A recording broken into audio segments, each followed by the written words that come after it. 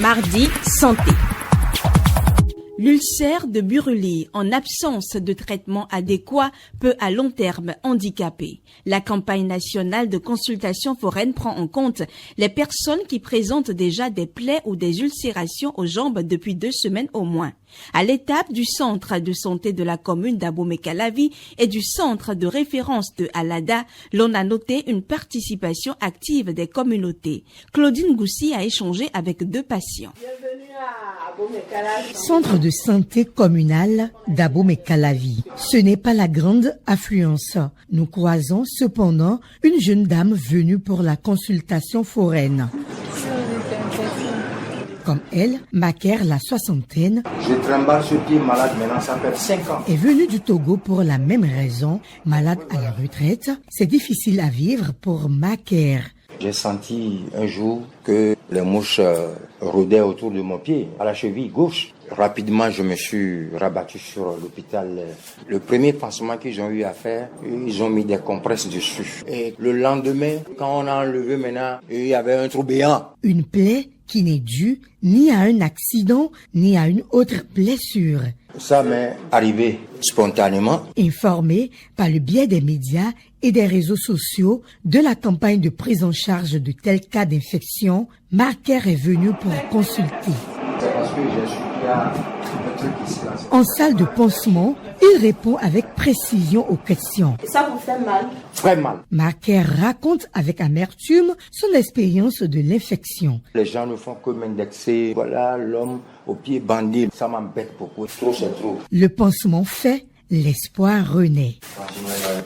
Divers examens médicaux lui sont prescrits afin d'affiner le diagnostic. Ce n'est qu'après cette phase que Marker sera probablement référé vers Alada, à Dansa, où se situe le CDTUB, le centre de dépistage et de traitement de l'ulcère de Buruli dans le département de l'Atlantique. Au CDTUB de Alada, le directeur du centre nous accueille. Bonjour. Direction la salle de consultation. On retrouve sur place professeur Fabrice Akpadjan, maître de conférences agrégé en dermatologie-vénérologie, 2 médecins, dermatologues vénérologues l'assistent. Devant l'équipe, un patient d'environ 40 ans du nom de Eric. Il vient de Semepodji et traîne le mal depuis 3 ans. Sur sa jambe, 4 plaies, l'une d'elles béante et suante.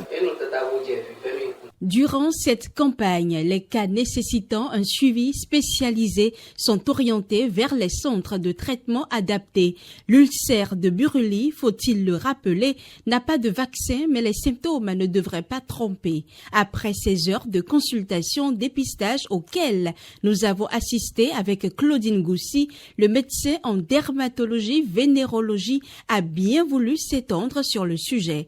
Emerida Pinsoton. Le médecin en dermatologie-vénérologie explique que l'ulcère de Buruli se manifeste par un enflement indolore, un œdème diffus, une lésion cutanée profonde des jambes, des bras ou du visage. L'infection peut, dit-il, progresser sans apparition de douleur ou de fièvre et se compliquer. Professeur Fabrice Akpadjan du Centre de traitement de l'ulcère de Buruli d'Alada. Les premières complications qu'on voit chez ces patients-là, puisqu'ils vont négliger les plaies, donc c'est les surinfections. C'est des autres microbes qui vont rentrer dedans. Donc ces surinfections qui vont faire que les plaies, qui peut-être au départ étaient propres, vont devenir très sales, purulentes, souillées de tout microbe. Il y a la complication, on va dire, SPEM. Ça peut aller jusqu'à la cancérisation. La prise en charge de l'ulcère de Buruli peut prendre plusieurs formes selon la gravité des cas. Professeur Fabrice Akpadjan. Il y a les premiers soins que nous faisons. Il y a des patients qui nécessitent en même temps une hospitalisation. Il y a d'autres forcément dont leur état nécessite une hospitalisation, mais qui se disent non, je repars d'abord chez moi, je prends les dispositions pour revenir en hospitalisation. L'ulcère de Buruli, peut-on le prévenir? Nathalie Doris Olabi pose la question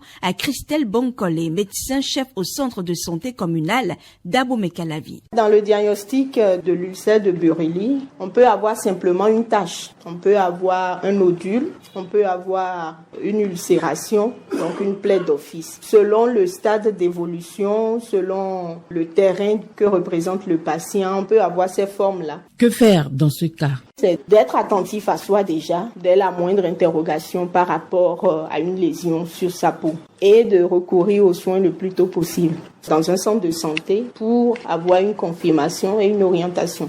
Que faire pour prévenir cette maladie? Dormir sous moustiquaire, porter les bottes quand on va dans les milieux aquatiques parce que il y en a qui font des travaux champêtres qui nécessitent un milieu un peu marécageux. Donc il faut porter des bottes pour se protéger. Il faut avoir si possible une combinaison pour ne pas se faire piquer. Dans tous les cas, l'hygiène environnementale, l'hygiène de son cadre de vie, l'hygiène corporelle sont des mesures de base pour nous aider à nous prémunir contre toutes sortes d'affections déjà. L'ulcère de Buruli peut se soigner efficacement afin d'éviter les séquelles invalidantes. Et c'est justement la raison des campagnes gratuites sur les plaies chroniques.